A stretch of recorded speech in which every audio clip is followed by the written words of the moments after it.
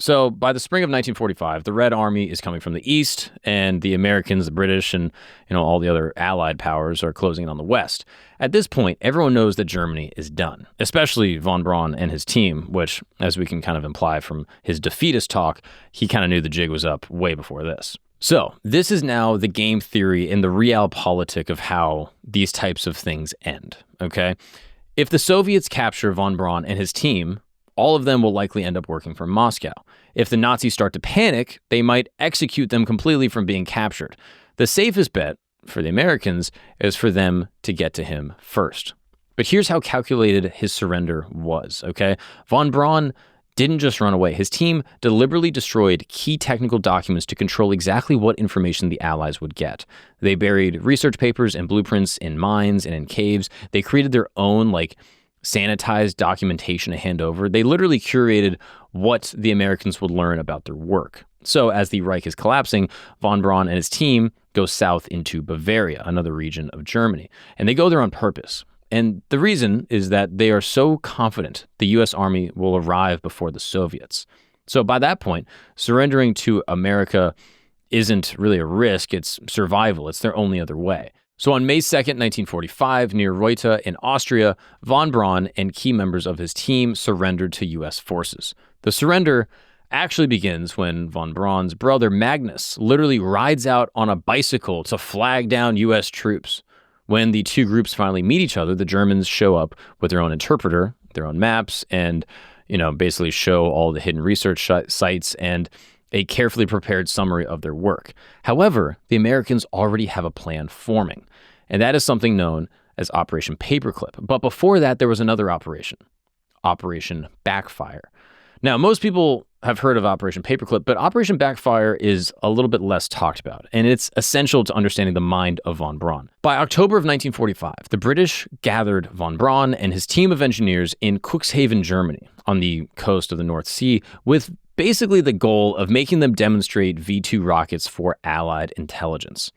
And think about how insane this is, right? The same rockets that had been crashing into London and killing thousands of people just months earlier were now being fired from German soil with British permission for the British to study.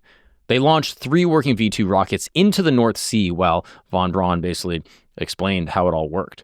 Some of the British officers standing there had literally survived V-2 strikes in London.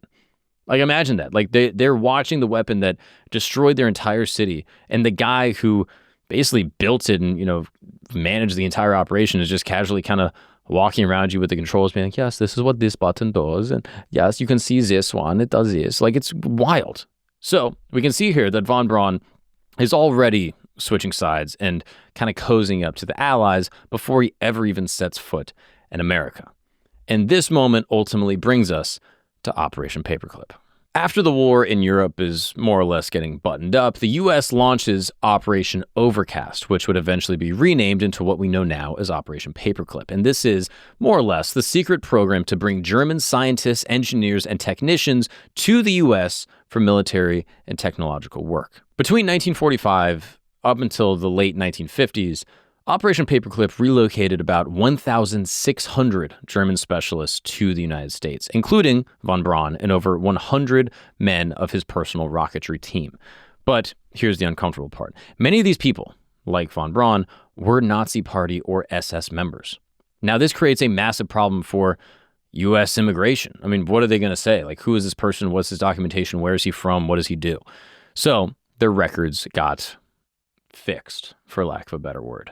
This is where Operation Paperclip gets the name. Immigration officers literally attached paper clips to files that had been cleaned up to remove or downplay their Nazi affiliations. So in order to make von Braun acceptable to do this American work in America, he had to go through formal Denazification. This process involved a 131-question form called the Fragebogen that basically asked them about every aspect of their Nazi involvement. We want to know party membership, financial contributions, relationships with officials, and even his participation in war crimes. Now, von Braun answers are what officials called appropriate. He said joining the Nazi Party and the SS was just paperwork, something he had to do in order to keep his rocket work going. Again, he's focused on going to the moon or going to space, and in order to do that, he's going to have to play ball with whoever's in charge. This is what his explanation is, more or less. And even though records show that he visited Middelburg and, he allegedly saw what was happening, he claimed that he had no idea what was happening to the prisoners down there. In 1947, he was classified as a follower rather than an offender under the Denazification system, which cleared him up for work on American projects. So, while von Braun is being cleared to work for the U.S., some of his former bosses and co-workers are literally sitting on trial at Nuremberg. So while one system is trying to punish the past and basically, bring justice for these atrocious war crimes and destroying of Europe, the other is kind of recruiting them and denazifying them. Again, is that good? Is it bad? It just is politics. So by September 1945, von Braun arrived in the U.S. under an Army contract, and he and his team were first taken to Fort Strong near Boston, then moved to Fort Bliss in Texas, working for the U.S. Army Ordnance Corps. From there, they're driven out to White Sands Proving Ground in New Mexico to start launching captured V-2s for American research. Same guy, same rockets, but a brand new flag, baby. That's what it's all about, right?